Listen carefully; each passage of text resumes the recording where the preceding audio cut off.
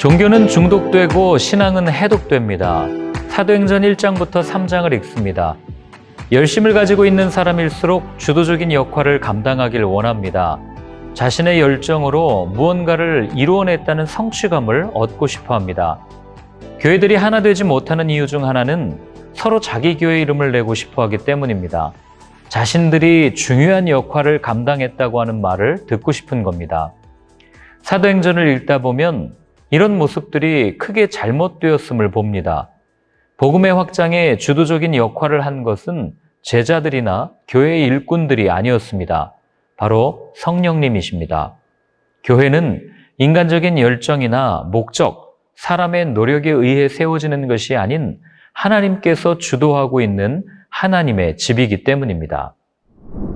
사도행전은 예수님께서 약속하신 성령이 임하시는 것을 말해줍니다. 누가는 복음 전파의 주인공은 사도들이나 성도들이 아닌 성령님이시라는 것을 확실하게 알립니다. 제자들은 그날이 언제인지를 묻지만 예수님께서는 아버지만이 아신다고 말씀하시고 그대로 올려져 가십니다. 흰옷 입은 두 사람은 하늘로 가심을 본 그대로 오실 것이라고 들려줍니다.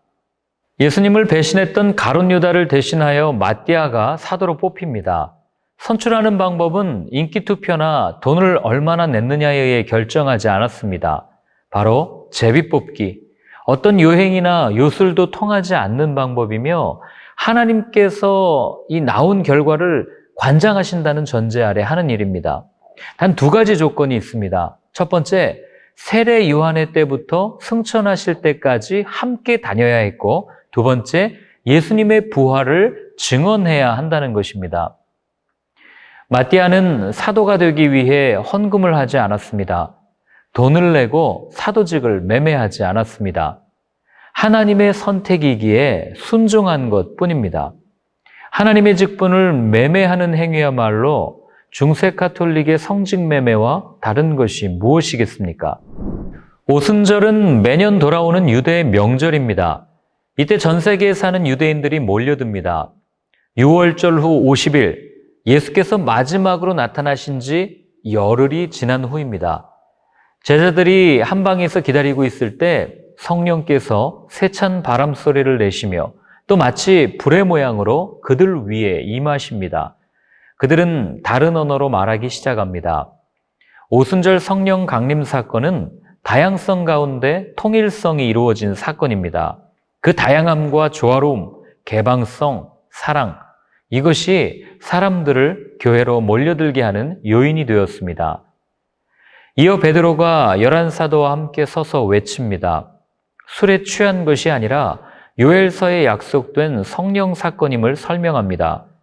불과 얼마 전까지만 해도 권력 앞에서 두려워 떨던 제자들의 모습과는 차이가 납니다.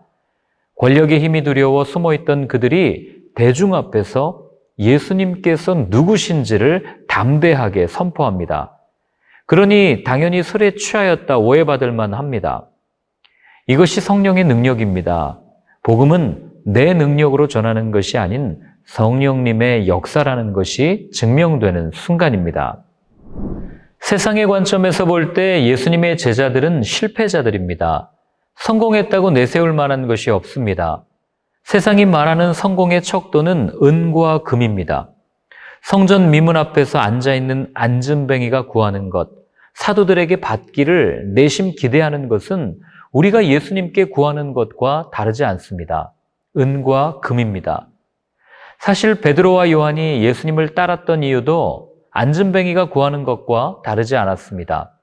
그러나 그들에게는 세상 사람들과 다른 능력이 있었습니다. 그들은 부활하신 예수님에 대해 들었고 보았습니다. 그리고 전했을 때 능력이 나타났습니다. 어쩌면 여전히 앉은뱅이의 마음으로 세상을 살아가는 이들에게 우리가 듣고 만난 예수님을 전할 때, 그들의 귀에 복음이 들려질 때 그들은 일어설 수 있을 겁니다.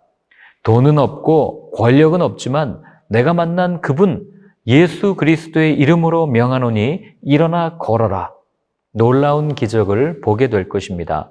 이것이 우리가 외쳐야 하는 이유입니다. 앉은뱅이가 일어난 기적을 본 사람들은 베드로와 요한을 칭송합니다. 베드로와 요한은 자신들을 스타로 만들려는 대중들 앞에서 당당히 외칩니다. 이 사람들아, 우리가 한 것이 아니다.